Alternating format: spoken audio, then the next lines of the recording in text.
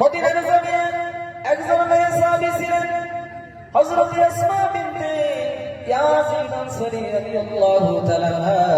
বিশ্বনবী সাল্লাল্লাহু আলাইহি ওয়াসাল্লামকে বলে, দয়ার নবী গো, পুরুষেরা যেমন করে নেক আমল করতে পারে, আমরা মেয়ে মানুষ সেইভাবে নেক আমল করতে পারি না।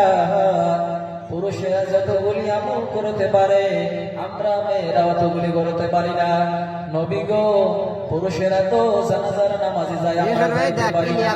নবী গো, পুরুষেরা মসজিদে আযান দেয়, আমরা আযান দিতে পারি না।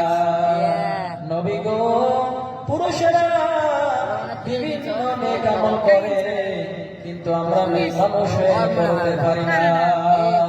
আমাদের আমলের কথা বলে যে আমল করলে আমরা পুরুষদের মতো নেক উপার্জন করতে পারবো। আল্লাহর নবী সাল্লাল্লাহু আলাইহি সাল্লাম বলেন, হে আল্লাহর বান্দা, হযরত আসমা বিনতে ইয়াসিন আনসারী রাদিয়াল্লাহু তাআলা আনহা, শুনো, এই দুনিয়ার জমিনে তোমরা জানাজার নামাজে শরীক হতে পারো না, আযান দিতে পারো না, আর ইত্যাদি অনেক নেক আমল করতে পারো না, কিন্তু পুরুষেরা করে। এইটা তোমাদের মনের আফসোস, তারা করে কিন্তু আমরা করতে পারি না। আমাদের মনের আশা, আমরাও যদি করতে পারতাম, আমাদের নেকির পাল্লাটাও আরো কত ভারী হয়ে যেত। আল্লাহ নবী সাল্লাল্লাহু আলাইহি ওয়াসাল্লাম, তোমরা যে চাইতে আমল করার কথা, আমি নবী বলে গিয়েছি যে 5 ওয়াক্ত নামাজ পড়বা, রমজান মাসে রোজা রাখবা, স্বামীর খেদমত করবা, আর পর্দায় থাকবা। এই চারটাই আমল যদি করো, আমি নবী তোমাদের জন্য জান্নাতের গ্যারান্টি দিয়ে দিলাম। জোরে বলুন সুবহানাল্লাহ। এই চারটা আমলের মধ্যে 3 নম্বর আমল হলো, আল্লাহর নবী বলেন, স্বামীর খেদমত করো। স্বামীর খেদমত করার কথা নবীজি বললেন। বিশ্বনবী সাল্লাল্লাহু আলাইহি সাল্লাম বলেন, তোমরা যদি আপন স্বামীর খেদমত অধিক পরিমাণে করতে পারো, আপন স্বামীকে সন্তুষ্টি করতে পারো, ভালোবাসতে পারো, পুরুষেরা আযান দিয়ে যে সওয়াব পায়, তোমরা মহিলারা আযান না দিয়েও স্বামীর খেদমত করার কারণে আযান দেওয়ার সওয়াব আল্লাহ তোমাদেরকে দান করবে। জোরে বলুন সুবহানাল্লাহ।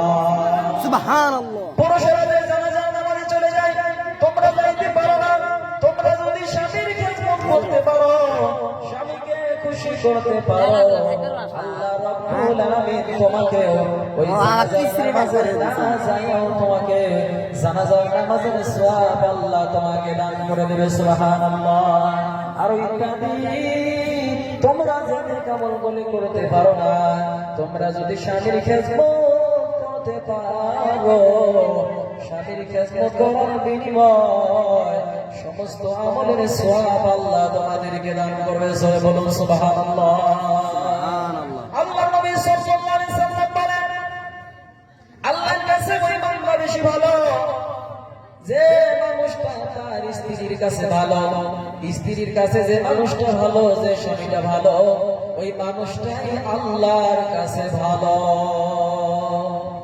যে স্বামীটা স্ত্রীর কাছে ভালো, আল্লাহর নবী বলেন, ওই স্বামীটাও আমি নবীর কাছে ভালো। আল্লাহর নবী সাল্লাল্লাহু আলাইহি সাল্লাম বলেন, কোন স্ত্রী মারা যাওয়ার পরে যদি স্বামী যদি গ্যারান্টি দেয়, ও রব্বুল আলামিন, আমার স্ত্রী ভালো ছিল, বিশ্বনবী বলেন, ওই স্বামী গ্যারান্টি দেওয়ার কারণে ওই আল্লাহর বান্দি, ওই ব্যক্তির স্বামী তার স্ত্রী জান্নাতে চলে যাবে। সুবহানাল্লাহ। স্বামী মরে যাবে, স্ত্রী যদি বলে, রব্বুল আলামিন গো, আমার কাছে আমার স্বামী ভালো ছিল, নেক আমল করেছে, এই গ্যারান্টি যদি কোন স্ত্রী দেয়, আল্লাহর নবী বলেন, ওই স্বামীটাও আল্লাহর জান্নাতে যাবে। আমি নবী গ্যারান্টি দিয়ে দিলাম। জোরে বলুন সুবহানাল্লাহ।